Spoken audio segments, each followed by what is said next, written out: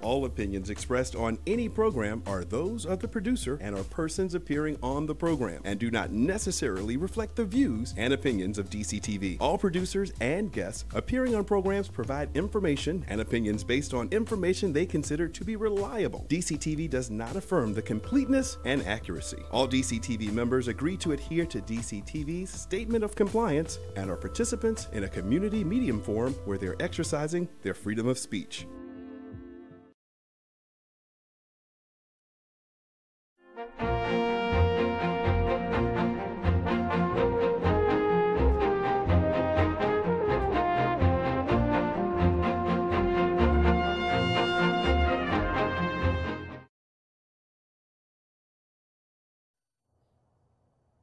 Good evening.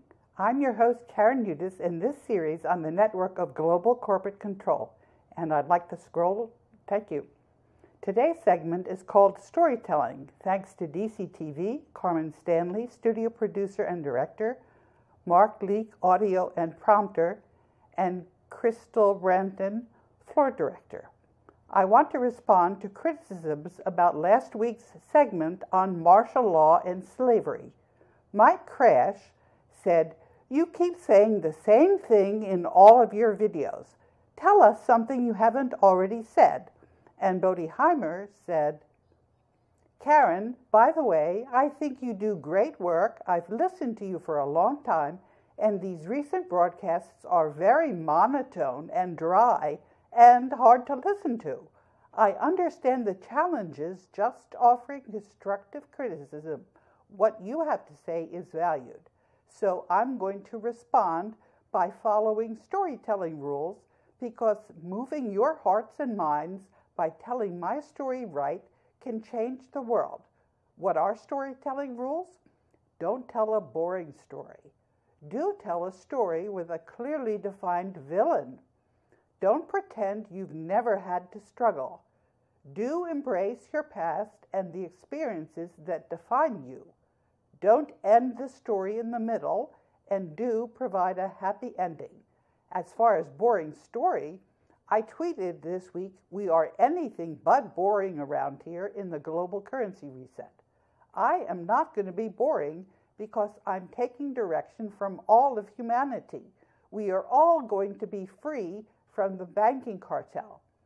We're going to stop paying interest on country debt to the bankers. This is a scam. If you want to see how this is a scam, focus on the 1984 Grace Commission report under Ronald Reagan. That report shows our Internal Revenue Service is a fraud that collects taxes for the banking dynasties. 100% of what's collected is absorbed solely by interest on the federal debt. All individual income tax revenues are gone before one nickel is spent on the services taxpayers expect from government. As far as a clearly defined villain, we are looking for an important evil agency in the plot. A year ago, in a segment called Who Done It, which was a sequel to Sean Hiros's video, Stop the Swiss Nazis, we described the villain. The network of global corporate control is a conglomerate that's been corrupting the politicians and business moguls all over the world. The Bank for International Settlements is one of a group of private central banks who issue paper money.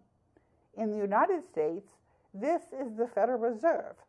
From Sean Hiros, we also learned that the Swiss Nazis, whom we call the Network of Global Corporate Control, has been operating out of Switzerland ever since the Templars were outlawed in France on Friday, October 13th, 1307, when the French King Philip the Fair arrested all the Templars in France. We also learned how during the 30 Years' War between 1618 until 1648, about 100,000 Swiss mercenaries under Templar control committed genocide against the Germans, killing 20 million Germans and their children, corresponding to 2/3 of the German population. Whole cities disappeared from the earth, and in Alsace-Lorraine, Gallo-Roman Alsace-Swiss mercenaries killed 95% of the population. In a video which I tweeted on the 3rd of August, we learned that this villain has been with humanity as long ago as 9200 BC, and probably before this, Ice Age. This villain is good at hiding because it buys up all the media, internet search engines, and YouTube. I said this in March in a segment on 9/11. Quote, "Your article has not named the empire as Vitali Glatfelder and Battiston of ETH Zurich, the network of global corporate control. You're incorrect also that the immediate future remains unclear, particularly for Western nations. We have been guided by an accurate power transition model that comes from the United States National War College. You're correct that we are now witnessing the final days of an empire which will be written about with historical clarity. Your last point, how exactly did they get away with what they did for so long, and why did we not see it? We did see it, and by raising red herrings in the alternative media, the answer to your question can be readily understood through this comment. The bankers own all the world's intelligence agencies. These thugs have been accusing anybody who sees what they're up to of being a conspiracy theorist.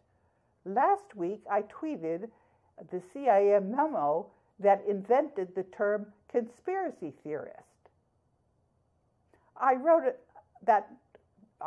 in the tweet that the memo, the whole reputation of the American government, but the CIA is headquartered in Switzerland and works for the Banking Cartel.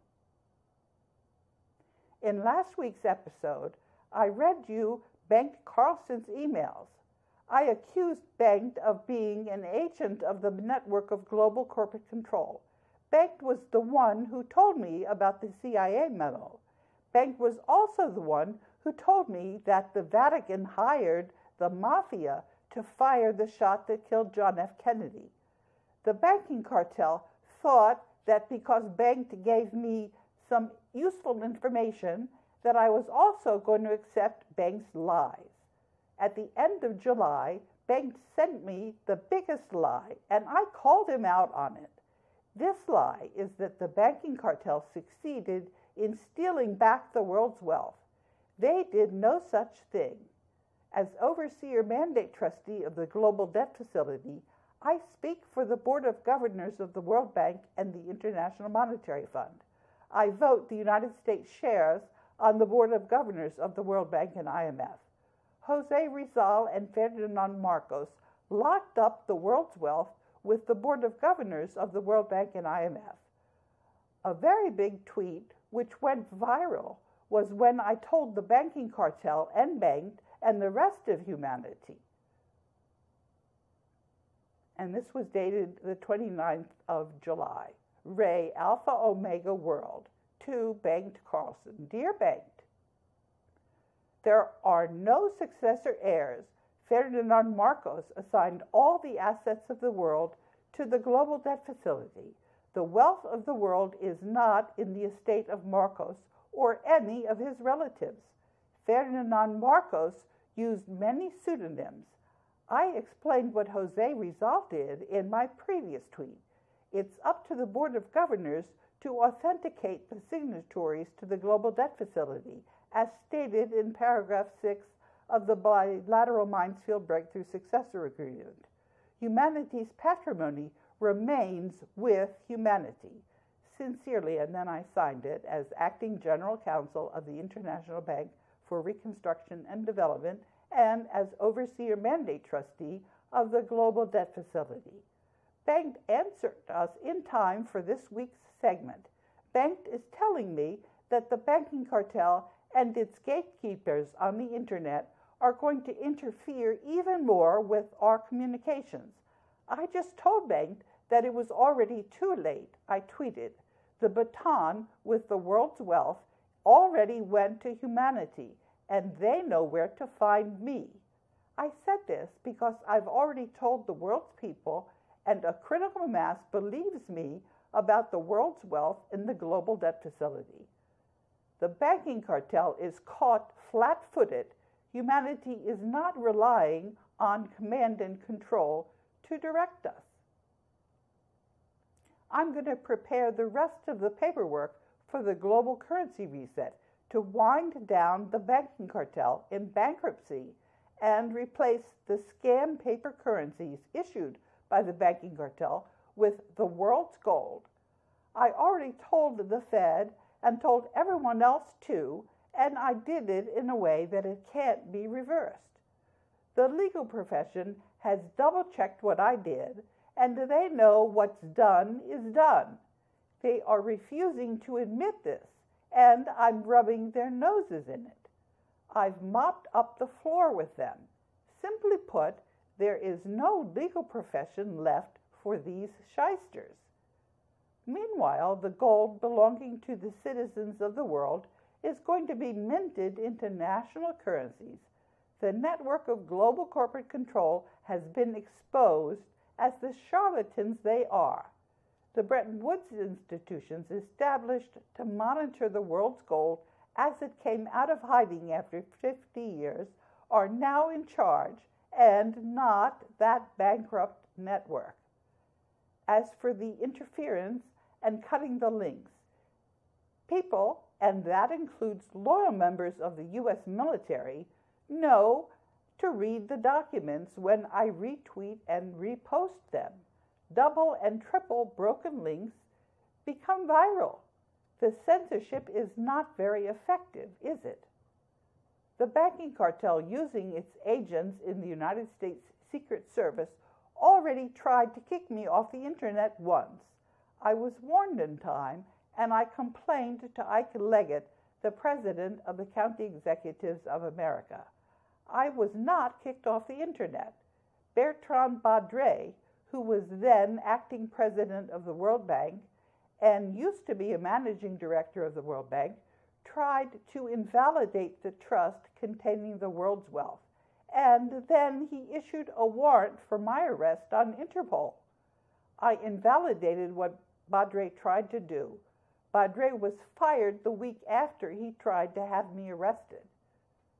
There is a huge disconnect between the lies the banking cartel, working through the journalists and lawyers and accountants, tell you, and reality.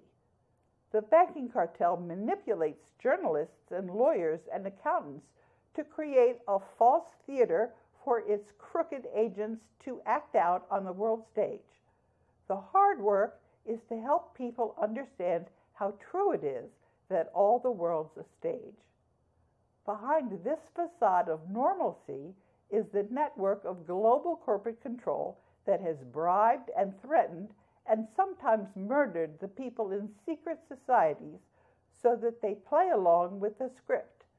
The network of global corporate control does this by printing paper money with which to pay these bribes and to enslave the rest of us. This villain has also lied to you about the past. Most of what you think happened before 1600 happened at different times. A lot of what you think you know is wrong. Moscow State University is trying to correct the lies. At the end of this segment, if there's still time, I'm going to tell you how what you think you know about Christopher Columbus is all wrong. I told this to you last year on DCTV and also put it out on my other social media. Otherwise, it will be there for you to look at in the teleprompter.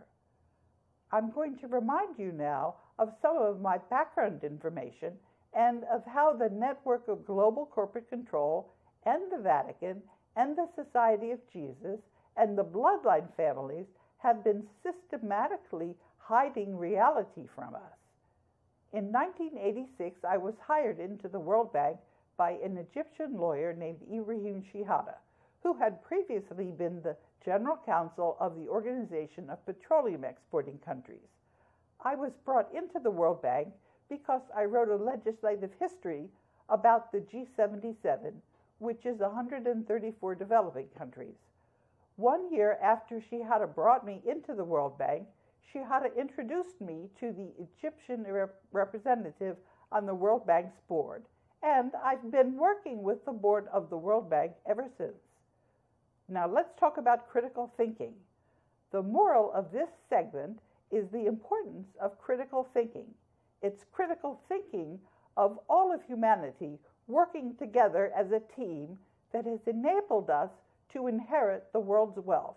And it's going to be critical thinking that helps us in the global currency reset to avoid the pitfalls that will lead to backsliding. The people I work with are all critical thinkers. Going forward, it's critical thinking that will enable you to figure out whether we're remaining on track during the global currency reset. One of the people who has done most on the team that has destroyed the network of global corporate control is a Japanese journalist, Izumi Takahashi, who introduced me to the leaders in Japan. Her specialty was in teaching the strongest young minds in Japan to think critically. Let's talk about the Bretton Woods institutions. The World Bank and International Monetary Fund were created in order to return the world's wealth to the world's people. This is due to the greatest whistleblower of all, Jose Rizal. In an earlier episode, we learned about Jose Rizal and how he set out to end the cruel Spanish colonial domination of the Philippines. After Rizal survived the firing squad in 1896, he went to the Vatican as Father Antonio Diaz and rose through the ranks, becoming the Superior General of the Jesuits in 1942. Between 1942 and 46, Rizal melted the Vatican's gold in Singapore and then had his lawyer, Ferdinand Marcos, create a trust called the Global Debt Facility, containing the world's treasures, that is, the world's patrimony. The terms of this trust were agreed in 1950 among the world's rulers in the bilateral Minefield Breakthrough Successor Agreement. After 50 years, any previous claims over this wealth are invalid. This week, I invalidated some false claims of people related to Ferdinand Marcos because Marcos assigned the world's wealth before his death. Now, as for the storytelling rule about don't pretend you've never had to struggle, I'm very persistent. This week, I had a concussion after I was knocked down from the back and my head hit the ground very hard when I fell. I've had to struggle to get the teleprompter from last week's segment to you.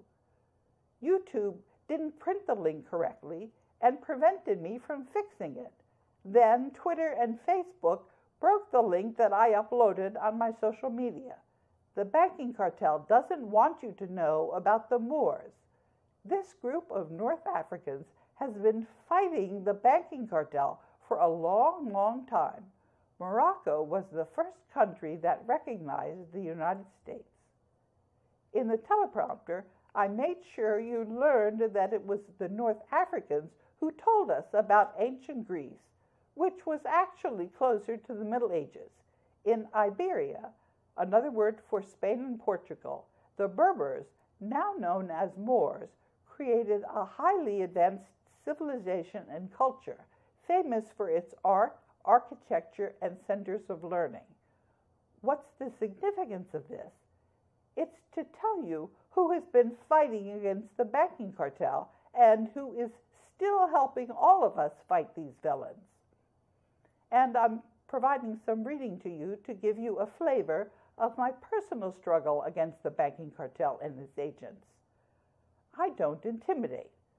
The Global Debt Facility, containing the U.S. monetary gold reserves, has declared the U.S. to be an interregnum and informed that military dictator General Joseph Dunford Jr. or any secret successor that they have no role to play in civilian matters. On December 30th, 2015, a henchman delivered a very unpleasant message to me from General Joseph Dunford, And I told that stooge that I was not intimidated and that I was loyal to my job and that General Dunford Jr.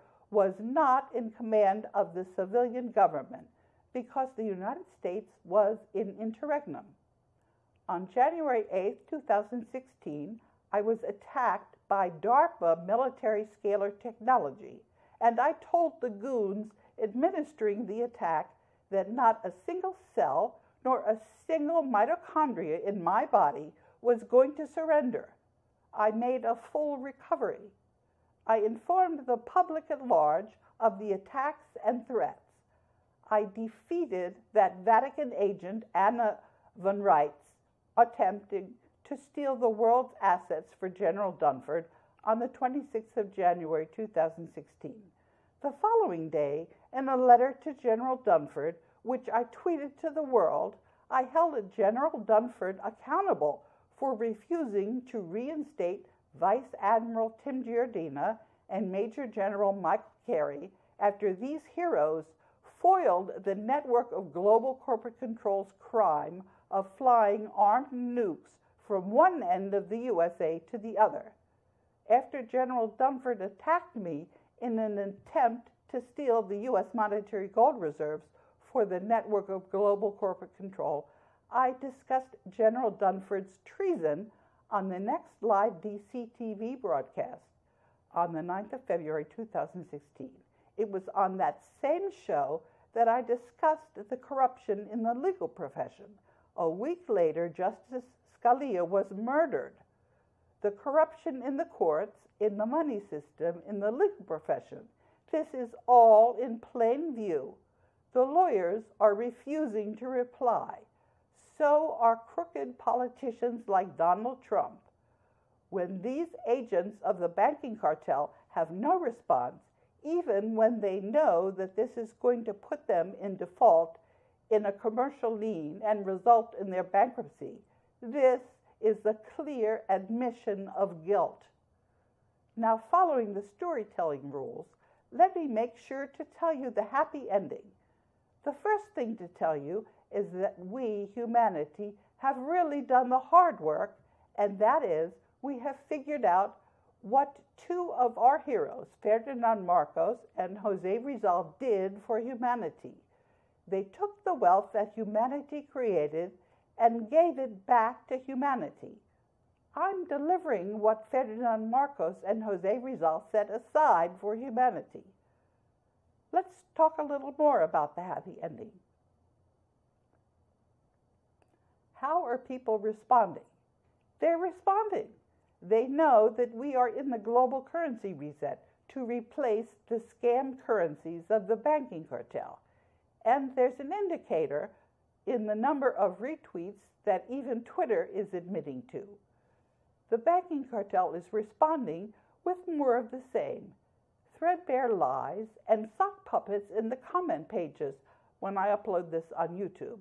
The fact is, time is on our side as more and more people see through the lies and spread the word to other people.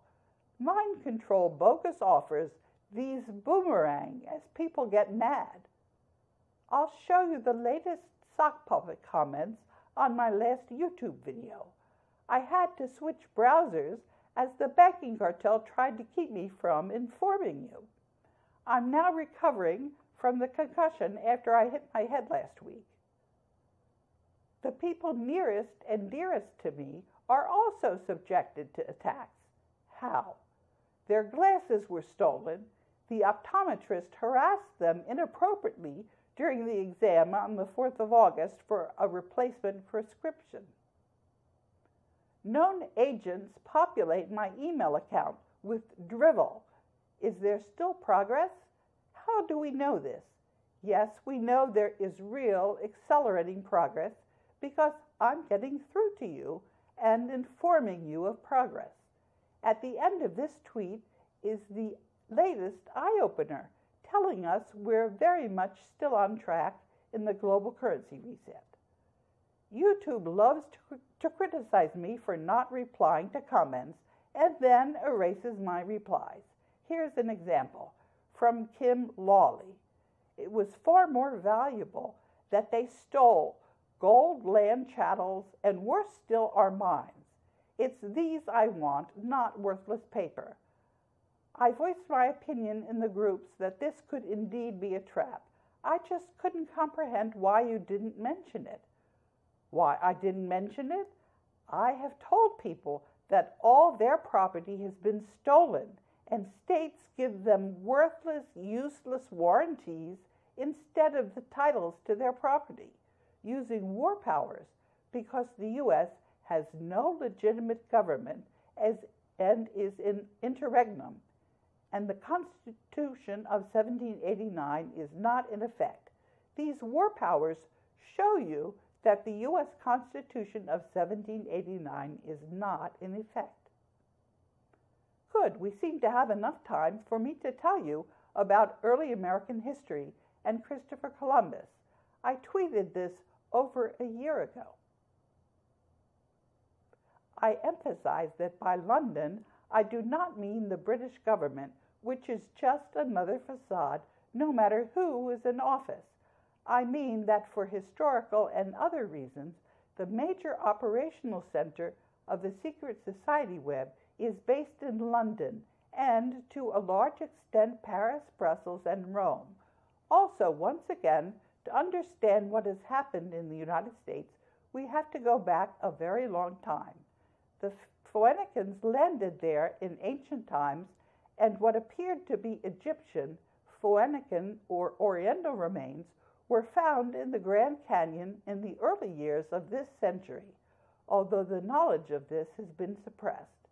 The naming of the U.S. city of Phoenix in the Valley of the Sun in Arizona was inspired by an understanding of the true history of that area, no matter what the official version may wish us to believe. There's evidence that the Welsh, Irish, English, and Scots landed in North America many centuries before Columbus. The official story that Christopher Columbus discovered the Americas is ludicrous. A few miles from Edinburgh in Scotland today still stands Rosslyn Chapel, that holy grail of the Brotherhood elite. It was built in the shape of a Templar cross by the Clare Sinclair family and is a mass of esoteric symbolism. The foundations were laid in 1446, and it was completed in the 1480s. How remarkable, then, that the stonework at Rosslyn includes depictions of sweet corn and cacti, which were only found in America, and Christopher Columbus did not discover that continent until 1492. How could this be? There is, in fact, no mystery. Christopher Columbus was not even nearly the first white person to land in the Americas. The Phoenicians, Norse, Irish, Welsh, Bretons, Basques, and Portuguese all sailed to America before him, and so did Prince Henry Sinclair of Rosslyn, as documented in a rare book by Frederick Pole called Prince Henry Sinclair's Voyage to the New World in 1398. Sinclair made the journey with another Brotherhood bloodline, the Zeno family, one of the prominent black nobility families. Thank you for listening to my story in the series on the network of global corporate control. I take your criticism to heart as we work together on the team of humanity to end the corruption in the world's money system that we have been suffering from during this latest ice age.